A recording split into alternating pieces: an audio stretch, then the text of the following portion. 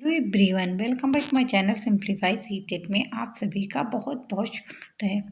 आज की वीडियो में हम लोग देखेंगे रस। ये हिंदी का टॉपिक है। इस वीडियो में रस किसे कहते हैं उसकी परिभाषा देखेंगे, रस के प्रकार विविध उदाहरण के साथ देखेंगे। ये आपका चाहे सी टेट हो या यूपी टेट हो या सुपर टेट हो, कोई भी टेट हो या कोई भी शिक्षक भर्ती, कोई भी एग्जाम है जिसमें हिंदी से रिलेटेड क्वेश्चन पूछे जाते हैं, सभी के लिए आज की वीडियो बहुत महत्वपूर्ण होने वाली है। तो आइए दोस्तों, आज की वीडियो स्टार्ट करती हूँ। तो सबसे पहले हम लोग जानेंगे रस का अर्थ क्या होता है। रस का जो शाब्दिक अर्थ है आनंद, यानी जिस चीज़ से हमें आनंद मिलता है उसी को रस कहते हैं। जैसे काव्य को पढ़ने या सुनने से जिस आनंद की अनुभूति होती है उसे रस कहा जाता है। कहने का मतलब कोई भी कविता पढ़ो या कहानी पढ़ो, कुछ भी पढ़ो, तो उससे जो आनंद प्राप्त हमें होता है, पढ़ के मन खुश हो जाता है, उसी को क्या कहते हैं, रस कहते हैं। रस का श्रद्धातु भी माना गया है, जिसका अर्थ होता है जो वह बहता है, अर्थात जिस भाव से रूप में हृदय से बहता है उसी को रस कहते हैं। देखिए ये थोड़ा कठिन पड़ जाता है, ये आपको का आसान है। ये पूछा भी जा चुका है कई बार कि काव्य को पढ़ने या सुनने से जिस आनंद की अनुभूति होती है उसे क्या कहा जाता है, रस। या मतलब इसी टाइप के 4 ऑप्शन दे देंगे तो आप लोगों को पता है कि रस कहते हैं, तो राइट ऑप्शन रस हो जाएगा। ओके। रस को काव्य की आत्मा या प्राण भी माना गया है। ओके, रस को क्या कहते हैं, काव्य की आत्मा कहते हैं। रस की उत्पत्ति को सबसे पहले परिभाषित करने का श्रेय भरत मुनि को जाता, किसके, भरत मुनि को जाता है। इनका एक श्लोक बहुत फेमस है। आचार्य भरत मुनि ने इस रस की निष्पत्ति का मुख्य सूत्र भी दिया है। कौन सा है, विभाव अनुभाव व्यभिचारी सा संयोग दृश्य निष्पात, अर्थात विभाव का अर्थ होता है भाव यानी उत्पन्न करने के साधन, और अनुभाव का पात्रों की चेष्टाएं। व्यभिचारी माने अनेकानेक भाव, यानी जो हमारे मन में अनेकानेक भाव उत्पन्न होते हैं उसी को व्यभिचारी, भावों के संयोग से रस की निष्पत्ति होती है। ओके। उन्होंने अपने नाट्य शास्त्र में रस के 8 प्रकारों का वर्णन किया है। कितने, 8 प्रकारों का वर्णन किया है अपने नाट्य शास्त्र में। अब देखिए 8 प्रकार के रस कौन कौन से हैं। कहीं कहीं आप लोगों को 9 मिलेंगे, कहीं कहीं 7 11 मिलेंगे, कहीं कहीं 10। यदि भरत मुनि के अनुसार पूछे तो कितने रस हैं, 8 हैं। रस 9 प्रकार के होते हैं हिंदी में। ओके। और यदि यानी भरत मुनि के अनुसार पूछे तो आप लोग 8 लगाना। इन्होंने शांति रस को नहीं माना है। सूरदास के अनुसार पूछे यदि तो 10 लगाना। अब देख लेना, यदि किसी के अनुसार पूछते तो आप लोगों को उत्तर उसी के अनुसार देना है। देखिए 9वां रस कौन सा है, शांत रस। और 10वां रस जिसे वात्सल्य कहते हैं, और 11वां है भक्ति रस। ये 3 रस बाद में ऐड किए गए हैं। ओके। अब रस की परिभाषा देखिए, काव्य को पढ़ने या सुनने को जिस रस आनंद की अनुभूति होती है उसे क्या कहते हैं, रस कहते हैं। रस के अंग कौन कौन से हैं, स्थायी भाव, विभाव, अनुभाव, संचारी भाव। जैसा कि अभी मैंने इस भरत मुनि का सूत्र बताया था। ओके। अब देखिए स्थायी भाव क्या होता है, वह भाव जो स्थायी हो, अर्थात काफी समय तक बना रहे। वर्तमान में इनकी संख्या 11 और 9 मिलेगी आप लोगों को स्थायी भाव की। देखिए जैसे कौन कौन से रस हैं, उनका स्थायी भाव क्या है। श्रृंगार रस, क्या, रति, हास, रौद्र, क्रोध, ये इसके स्थायी भाव, ये रस हैं।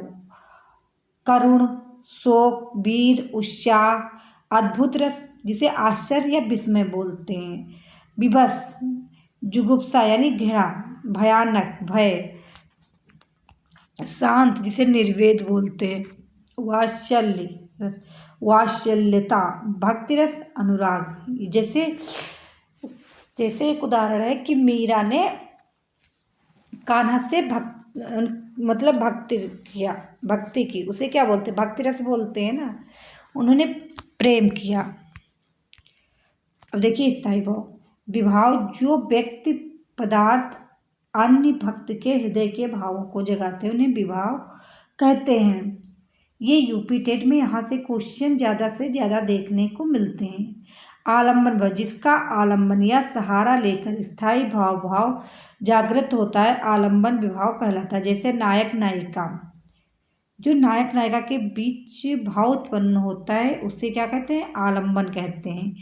उद्दीपन विभाव, देखिए उद्दीपन शब्द का अर्थ होता है बढ़ाना और तेज करना। जैसे आग में घी डालकर उसे और तेज या उद्दीप्त कर दिया जाता है, उसी तरह स्थायी भाव को और तेज करने के कारण उद्दीपन विभाव कहते हैं। जैसे लक्ष्मण का परशुराम को ललकारना, व्यंग करना या मुस्कुराना उनके क्रोध को और बढ़ा देता है, यही उद्दीपन विभाव कहलाता है। जैसे कि जो परशुराम का धनुष था, जब वो राम तोड़ देते हैं और जब वो आते बहुत गुस्सा होते हैं ना, तो परशुराम जो लक्ष्मण होते हैं कुछ शब्द बोल देते हैं जिससे परशुराम और उत्तेजित हो जाते हैं, उसी को उद्दीपन विभाव कहते हैं। अब देखिए संचारी भाव या व्यभिचारी भाव, मन में कुछ समय के लिए उत्पन्न होने वाले भाव को स्थायी भावों के साथ कुछ समय के लिए उत्पन्न होते हैं और फिर चले जाते हैं, उसी को संचारी भाव या व्यभिचारी भाव कहते हैं। इनकी जो संख्या होती है 33 मानी जाती है, क्योंकि संचारी भाव के उदाहरण जैसे निर्वेद, ग्लानि, शंका, मंद, श्रम, आलस, दैन्य, चिंता, मोह आदि, ये सभी के इसी के उदाहरण हैं। जैसे दुख ही जीवन की कथा रही, ये इसमें कौन सा रस है, इसमें करुण है। वीरों का कैसा हो संत वीर रस, राम राम जप राम जप राम जप बावरे, ये तो आप लोगों को पढ़ते ही पता चल जाता है। यहाँ पे मैं कुछ उदाहरण दे रही हूँ, अभी विधिवत में पूरा बताऊंगी आप लोगों को। यहाँ पे भक्ति रस है, इन दांतों पर मोती वालू, यानी वात्सल्य है। जैसे कन्हैया जी जब घुटनों पर चलते हैं तो माता जी देख के कितना प्रसन्न होते हैं, उनकी जो माता होती हैं यशोदा माता कितना प्रसन्न होते हैं। अब देखिए यहाँ से पूरा विस्तृत में बताते हो। श्रृंगार रस, इसका स्थायी भाव का प्रेम यानी रति, मेरा तो गिरधर गोपाल दूसरों न कोई, जाके सिरमोर मुकुट मेरा पति सोई। अब इसमें बताइए अब कौन सा रस है, यानी श्रृंगार रस, प्रेम है यहाँ पे। ऐसे ही आप लोगों को उदाहरण दे दिए जाएंगे और इसमें पूछ लिया जाए कौन रस है, श्रृंगार रस है, वीर है, उत्साह रस है। तो आप लोगों को जब पढ़ा होगा तो आप लोगों को पता होगा कि यहाँ पे कौन सा रस है। अब वीर रस में देखिए कि नहीं, इसमें उत्साह होता है, खूब लड़ी मर्दानी, वो तो झांसे वाली रानी थी, जो रानी थी झांसे वाली, लक्ष्मीबाई जिसे बोलते हैं। तो इसमें कौन सा, उनको देख के पता चल जाएगा कि इसमें वीर रस, इसको पढ़ते ही आप लोगों को पता चल जाएगा, यानी उनमें बहुत उत्साह था। यमराज से भी युद्ध पे प्रस्तुत सदा मानो मुझे, या मामा तथा निजतात से भी युद्ध में डरता नहीं। तो ये जब आप लोग पढ़ोगे तो ऐसे पता चल जाएगा कि इसमें कौन सा रस है। अब करुण का स्थायी भाव क्या है, शोक या दुख। यूपी टेट में स्थायी भाव भी पूछ लिया, शोक भी पूछ लिया, मतलब रस भी पूछे कि इसमें कौन सा रस है। कुछ पंक्तियां दे दिए जाएंगी और उसमें पूछ लिया जाए कि इसमें कौन सा रस है या कौन सा इसमें स्थायी भाव, और 4 जैसे ऑप्शन में रस दे दिए जाएंगे, करुण, हास्य, तो उसने पूछ लिया इसमें कौन सा रस है। जिस बच्ची ने कुछ नहीं पाया था, क्रूर हाथी ने अभी उसे रुलाया था, तो इसमें दुख है, देख कर ही पता चल रहा पढ़ते ही। ए मेरे वतन के लोगों जरा आंख में भर लो पानी, यहाँ पे दुख प्रकट किया जा रहा है, तो यहाँ पे करुण रस है। अब हास्य में क्या, हाथी जैसी देह, गेंडे जैसी खाल, खरबूज जैसी खोपड़ी, तरबूज जैसी खाल, तो इसमें हास है। यानी बढ़ा चढ़ा के बोलना। रौद्र, रौद्र का स्थायी भाव क्या होता है? क्रोध। खून उसका उबल रहा था, मनुष्य से दैत्य में बदल रहा था, तो इसमें रौद्र रस यानी क्रोध उसे देख देख के रहता है। भयानक रस का स्थायी भाव क्या होता है? भय। सुनसान सड़क पर सन्नाटा था, चारों ओर लग रहा था डर, दूर भी थी भोर यानी सुबह दूर थी। तो इसमें भयानक रस है, यानी देखिए आप लोग जब पंक्तियाँ पढ़े तो उसको पढ़ते ही आप लोगों के अंदर पता चल जाएगा कि इसमें कौन सा रस है। और सबसे खास बात है आप लोगों को इस उसका स्थायी भाव पता होना चाहिए। जैसे विभत्स रस का स्थायी भाव कौन सा है? जुगुप्सा। गिद्ध और चील मंडरा रहे थे और चूहे को तड़पा रहे थे, जैसे घिन आ रही है जिसे बोलते हैं, घृणा हो रही है, उसी को जुगुप्सा बोलते हैं। अब देखिए अद्भुत यानी आश्चर्य, इसका स्थायी भाव आश्चर्य। अखिल भुवन चर अजर सब, हर मुख में लिख मातु, चकित भई गदगद बचना, विकसित दृग पुलकातु। यानी इसमें आश्चर्य हो रहा है। अब शांत रस का क्या है? निर्वेद। रघुपति राघव राजा राम, पतित पतावन सीताराम। यानी शांति पूर्वक बात कही जा रही है। वात्सल्य, वात्सल्यता। मैया मोरी मैं नहीं माखन का, जो कान्हा जी है खुशामद कर रहे हैं अपनी माँ यशोदा माता से कि मैया मेरी मैंने माखन नहीं खाया, क्योंकि आपने भोर हुए मुझे गैया, भोर हुत गैयन के पीछे मधुबन मोहे पठाऊं के। अब देखिए इस किस प्रकार से क्वेश्चन पूछे गए हैं, चाहे आपका पेपर फर्स्ट हो या सेकेंड हो, चाहे सीटेट हो या यूपीटेट, सभी में यहाँ से क्वेश्चन पूछे जाते हैं।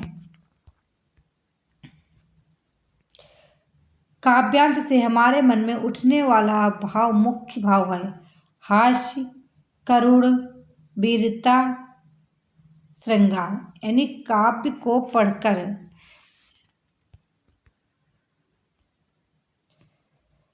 तो इस क्वेश्चन का जो राइट आंसर है करुणा, यानी सेकेंड ऑप्शन इज राइट। अगला क्वेश्चन देखिए। अब देखिए जैसा कि मैंने अभी ऊपर बताया था आप लोगों को कि कुछ पंक्तियां दे दी जाएंगी और फिर आपसे पूछिए कि इसमें कौन सा रस। एक और अजगर ही लखी, एक और मृगराज, बिकट बटोही बीच ही, पयो मूर्छा खाएं। इन पंक्तियों में कौन सा रस है? ये यूपीटेट 2021 पेपर सेकेंड में पूछा गया है।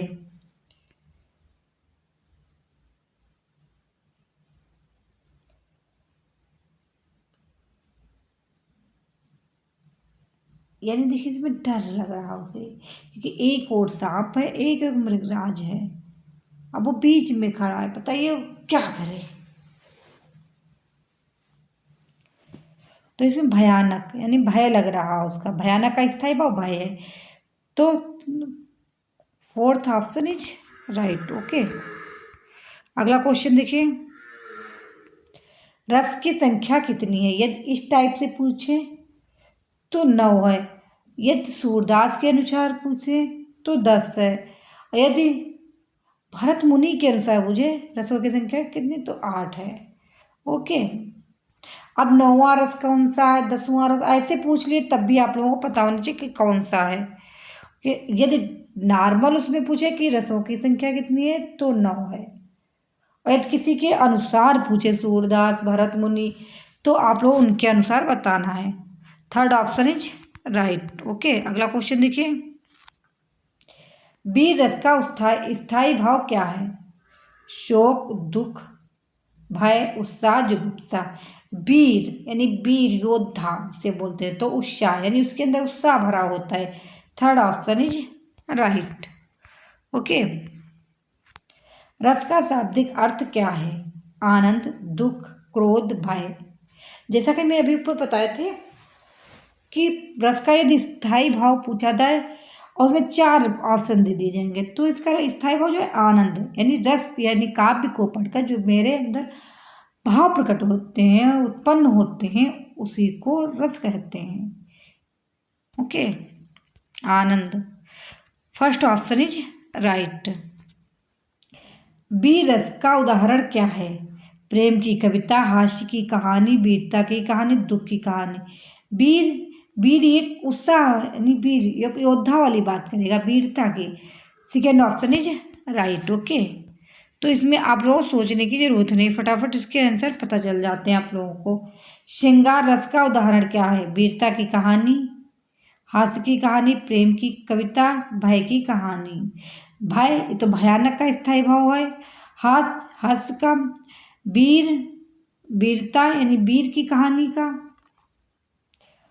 और श्रृंगार का प्रेम यानी रति।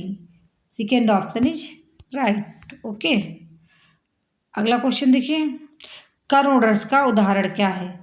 प्रेम की कविता, वीरता की कहानी, हास्य की कहानी, दुख की कहानी। करुण माने शोक यानी दुख की कहानी। Third option is right. Okay, ये आज का लास्ट क्वेश्चन था। अब आप लोग कमेंट करके बताइए कि आज की वीडियो कैसी लगी। यदि आप लोगों को अच्छी लगती है और आप लोगों के लाभदायक है, जो पेपर में बार बार पूछे जा रहे हैं वही क्वेश्चन मैंने लिया है, तो आप लोग मेरे चैनल को लाइक एंड शेयर करिए, जिससे मैं सभी आने वाली वीडियो आप लोगों को आसानी से प्रोवाइड हो सके। Thank you. नेक्स्ट वीडियो में नेक्स्ट टॉपिक के संग फिर मिलती हूँ, तब तक आप लोग पढ़ते रहिए और अपना ख्याल रखिए।